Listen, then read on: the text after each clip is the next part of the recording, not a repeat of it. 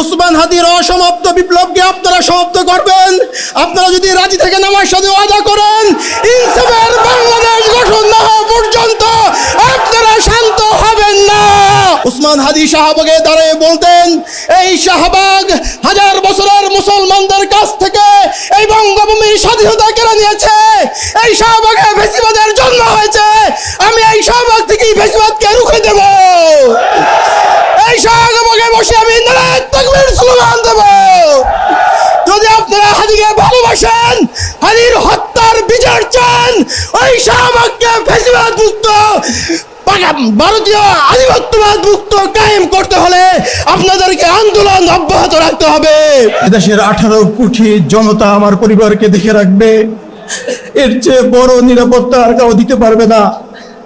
যদি আমি আমার রবের ডাকে সাড়া দিয়ে চলে যাই, আপনি শহীদের ভাই হবেন। আমার মাকে বলেছিল, আমি যদি মা চলে যাই আপনি শহীদের মা হবেন। এর চেয়ে আর গর্বের কিছু নাই। কিন্তু আমি শহীদের ভাই হতে চাই নাই। আমি চেয়েছিলাম রাজপথে বিপ্লবী উসমানের পাশে থেকে এই বাংলাদেশকে আধিপত্যবাদ মুক্ত করতে। আমি চেয়েছিলাম ইনসাফের বাংলাদেশ যতদিন পর্যন্ত গঠন না হবে আমরা রাজপথ ছাড়ব না।